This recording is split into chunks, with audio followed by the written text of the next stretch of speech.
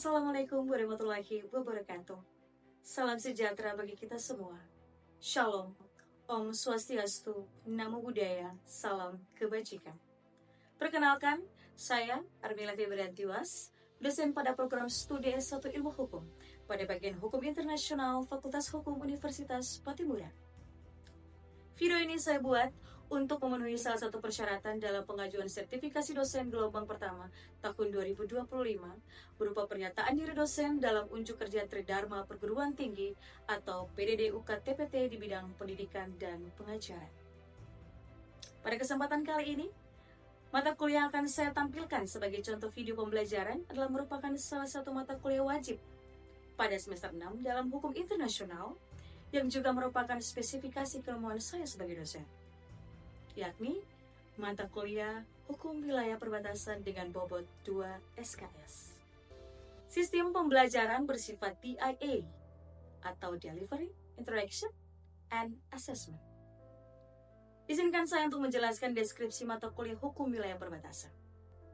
Hukum Wilayah Perbatasan merupakan mata kuliah yang mempelajari tentang pengertian, ruang lingkup, arti penting hukum perbatasan, dan hubungannya dengan ilmu hukum secara umum.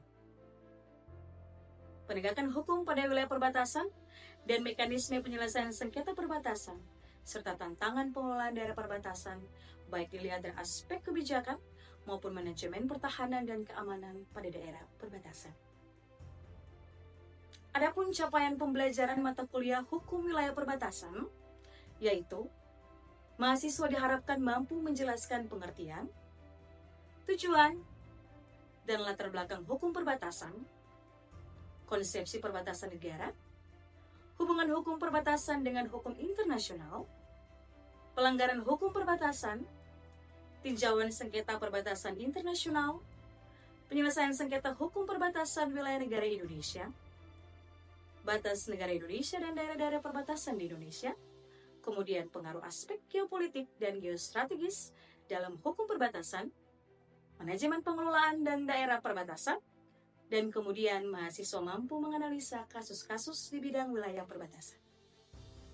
Teknik pengajaran mata kuliah Hukum Wilayah Perbatasan adalah yang pertama, ceramah kuliah interaktif, dan yang kedua adalah pembelajaran berbasis proyek atau project based learning. Yang ketiga adalah diskusi atau case based learning. Dan yang keempat adalah pengumpulan tugas melalui Google Classroom. Ada pula bobot penilaian. Yang pertama, partisipasi kehadiran selama pembelajaran, yaitu 10%. Yang kedua adalah diskusi atau tugas, yaitu 10%. Yang ketiga adalah project based learning, yaitu 25%. Kemudian ujian tengah semester, yaitu 25%. Dan ujian akhir semester, yaitu 30%. Hasil belajar yang dapat dicapai pada akhir perkuliahan adalah mahasiswa mampu mempresentasikan ide dan gagasan hukum terkait dengan hukum wilayah perbatasan, serta dapat menulis laporan atau artikel sesuai dengan kaidah penulisan ilmiah dalam jurnal hukum sesuai dengan materi perkuliahan. Berikut ini adalah cuplikan video pembelajaran mata kuliah Hukum Wilayah Perbatasan dengan pokok bahasan, manajemen pengelolaan, dan juga manajemen pengamanan wilayah perbatasan. Selamat menyaksikan. Selamat siang semuanya.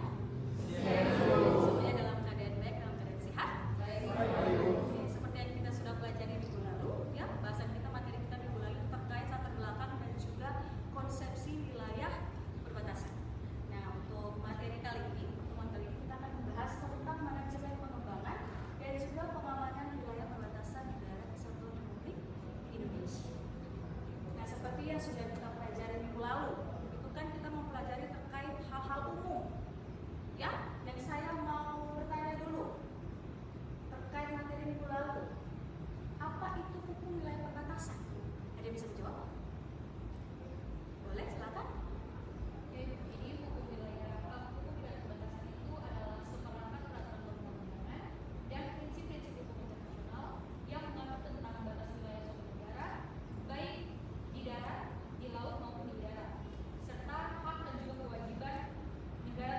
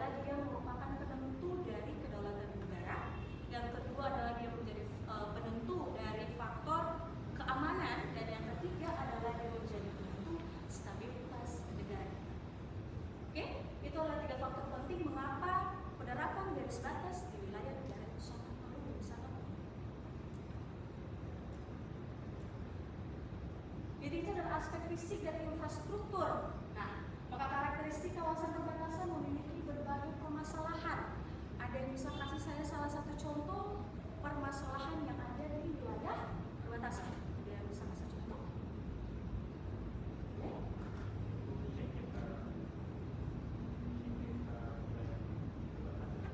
Baik, jadi salah satu contoh masalah perbatasan yang disampaikan oleh saudara Ibu terkait sengketa wilayah perbatasan.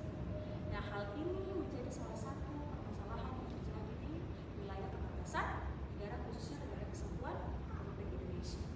Kenapa? Karena sampai saat ini ada poin-poin penting seperti salah satu contohnya banyak patok atau pilar batas yang hilang dan sebagian dalam kondisi yang kurang baik. Walaupun saudara melihat ini terlihat sepele, ya, tapi ini menjadi dasar utama bagaimana kita sebagai warga negara bisa tahu jangkauan sampai kemana, sejauh mana kita sebagai warga negara dapat melakukan aktivitas-aktivitas dan juga kegiatan-kegiatan di dalam wilayah kedaulatan negara Republik Indonesia. Ya, yang kedua, pada umumnya kawasan perbatasan darat berada di daerah yang terisolir dan merupakan daerah pedalaman, ya, dengan kondisi alam yang sulit untuk dijangkau. Seperti tadi sudah saya jelaskan di awal bahwa Indonesia itu merupakan negara dengan pulau, kan? Otomatis wilayah di perbatasan Indonesia itu merupakan ada pulau-pulau kecil, ya. Untuk itu posisi-posisi dan titik-titik dari kawasan perbatasan itu merupakan daerah pedalaman yang sulit untuk dijangkau oleh pemerintah pusat maupun oleh pemerintah daerah, ya, sehingga ini juga menjadi hambatan selain tadi patok pilar batas yang sempat hilang, kemudian kondisinya yang tidak baik. Ini adalah merupakan wilayah-wilayah titik-titik yang memang daerah-daerah terisolir dan sulit untuk dijangkau. Yang berikut adalah infrastruktur di kawasan perbatasan relatif sangat terbatas dan memerlukan penanganan yang lebih serius. Kembali lagi, poin ketiga ini menjadi hal penting karena infrastruktur dan sarana-prasarana yang tidak memadai, ya, itu menjadi salah satu penyebab sehingga banyak sekali terjadi pelanggaran-pelanggaran dan permasalahan-permasalahan di wilayah perbatasan. Baik, mengapa undang-undang tentang wilayah negara itu sangat penting? Jadi terkait undang-undang ini kan kita sudah tahu aturan-aturan yang bisa mewadahi bagaimana proses dan upaya-upaya pemerintah dalam meminimalisir segala pelanggaran dan permasalahan di wilayah perbatasan. Ada yang tahu tidak kenapa undang-undang tentang wilayah negara itu sangat penting? Bisa jawab? Oke, boleh silakan. Jadi undang-undang tentang wilayah negara sangat penting karena menetapkan batas-batas negara yang jelas, kemudian menegaskan kedaulatan dan memberikan kepastian hukum bagi negara. Oke, baik. Apa yang sudah disampaikan oleh saudara kita sudah baik. Di sini saya akan menjelaskan lebih lagi mengapa undang-undang tentang wilayah negara itu sangat penting. Yang pertama, menetapkan batas wilayah yang jelas, ya, seperti yang sudah saya sampaikan poin pertama tadi terkait penetapan garis batas. Ya, menetapkan batas wilayah yang jelas itu menjadi dasar utama bagaimana proses selanjutnya dapat dilakukan. Salah satu contoh saya mau kasih ke saudara bisa ada gambaran.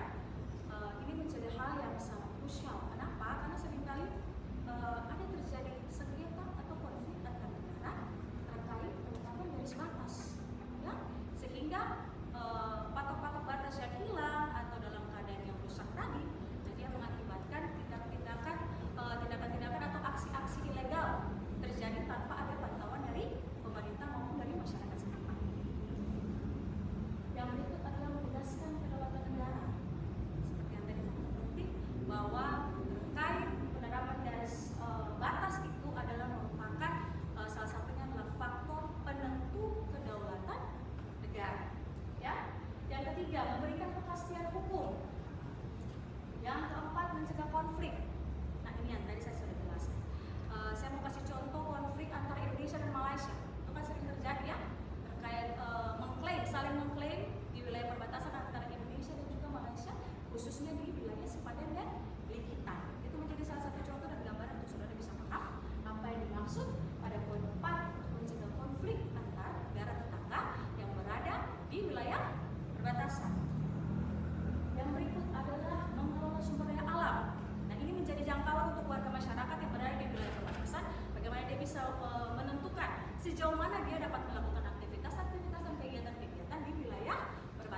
khususnya tujuannya untuk mengelola sumber daya alam. Nah, penetapan garis batas itu ya, itu kan sudah ditentukan berdasarkan ketentuan hukum internasional. Nah, ini juga merupakan salah satu tujuan mengapa selalu menjadi hal konflik yang dapat mengakibatkan konflik antar negara, karena tujuannya adalah untuk mengelola sumber daya alam yang terkandung di wilayah perbatasan.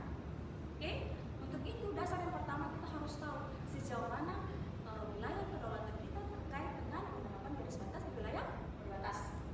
Yang berikut adalah melaksanakan hak dan kewajiban negara. Dan yang terakhir terkait menjaga keamanan dan pertahanan negara.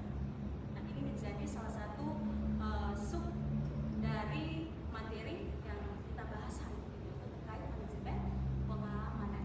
Nah, manajemen pengamanan ini menjadi poin penting juga ya untuk saudara bisa ketahui, karena sampai sekarang wilayah-wilayah perbatasan Indonesia itu sangat minim dari aparat-aparat keamanan.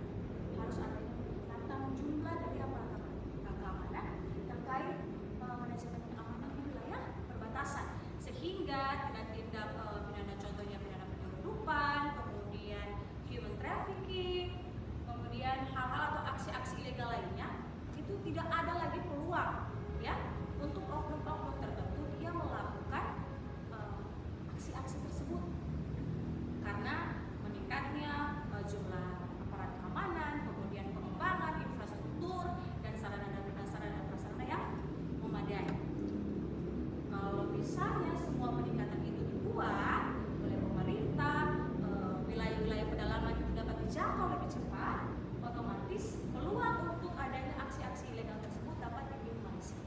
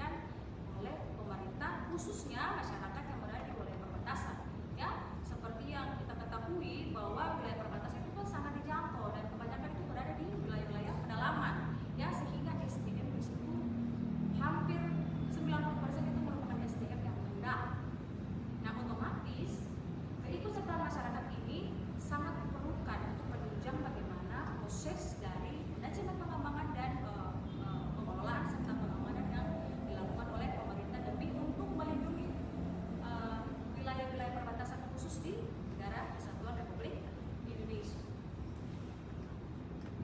Yang terakhir adalah larangan dan sanksi bagi setiap orang yang melakukan pelanggaran terkait dengan wilayah negara dan batas batas. Dengan 6 poin yang terkandung dalam aturan Undang-Undang Nomor 43 Tahun 2008. Bisa lanjut? Nah, untuk mewujudkan maksud dari Undang-Undang Nomor 43 Tahun 2008 ini, bahwa diperlukan pengaturan-pengaturan kewilayahan secara nasional, antara lain yang pertama perairan, yang kedua daratan, tanah, yang ketiga udara, yang keempat ruang, dan yang kelima adalah sumber kekayaan alam dan lingkungan. Bahwa mengingat seluruh dari wilayah negara atau yang dikenal dengan kawasan perbatasan, dia merupakan kawasan strategis dalam menjaga integritas wilayah negara, maka diperlukan suatu pengaturan secara khusus. Yang berikut, pengaturan batas-batas wilayah negara dimaksudkan untuk memberikan kepastian hukum mengenai ruang lingkup wilayah negara, kewenangan pengelolaan wilayah negara, dan juga hak-hak negara. Yang terakhir, pengelolaan wilayah negara dilakukan dengan 3 pendekatan. Yang pertama, pendekatan keamanan, pendekatan kesejahteraan, dan juga terkait pendekatan pelestarian lingkungan secara bersama-sama. Kita masuk kepada manajemen pengelolaan wilayah perbatasan. Tadi penjelasan yang sudah saya jelaskan dalam beberapa slide sebelumnya itu adalah merupakan dasar untuk saudara mengetahui dulu terkait penerapan garis batas, pentingnya penerapan garis batas untuk pembentukan titik-titik tertentu dalam pengelolaan dan pengembangan di wilayah perbatasan. Ya.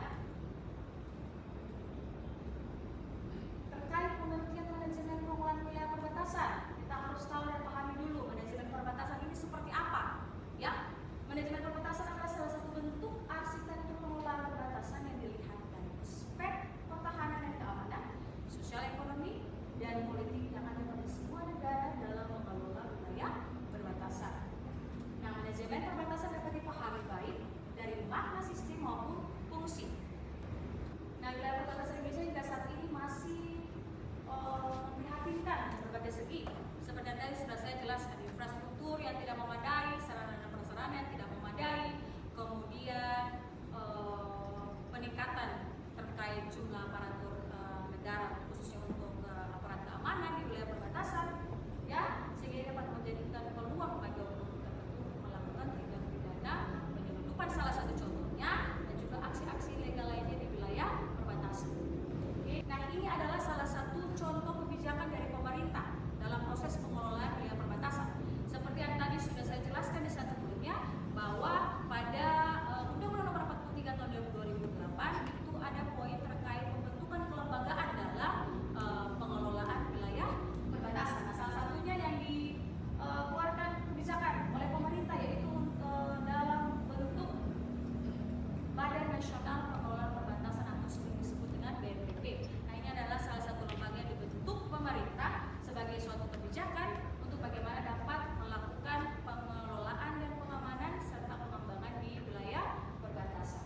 Ada hal penting yang harus saudara ketahui bahwa pelaksanaan program di kawasan perbatasan memang masih sangat tumpang tindih karena adanya ego sektoral. Kenapa adanya ego sektoral? Karena seperti yang kita tahu bahwa permasalahan-permasalahan dan pelanggaran-pelanggaran yang terjadi di wilayah perbatasan itu melibatkan bukan hanya satu instansi, bukan hanya melibatkan satu lembaga, tapi lebih dari satu lembaga. Bukan hanya BNPB, ya, yang dibentuk oleh pemerintah, tapi juga ada instansi-instansi lain seperti Polri, seperti imigrasi, seperti bea cukai. Nah, itu merupakan instansi-instansi tertentu yang diberikan kewenangan dan kewajiban, ya, untuk menjalankan tugas dalam proses pengamanan dan pengelolaan di wilayah perbatasan. Nah, ego sektoralnya sering terjadi karena kurang adanya koordinasi antar instansi.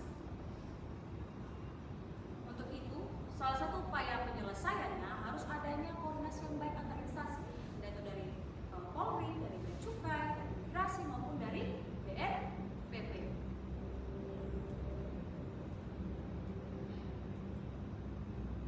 Nah, arah kebijakan pengembangan kawasan perbatasan sendiri sebenarnya dia sudah diumumkan dalam rencana pembangunan jangka panjang nasional tahun 2005 sampai tahun 2025 sekarang, sehingga dapat dimanfaatkan sebagai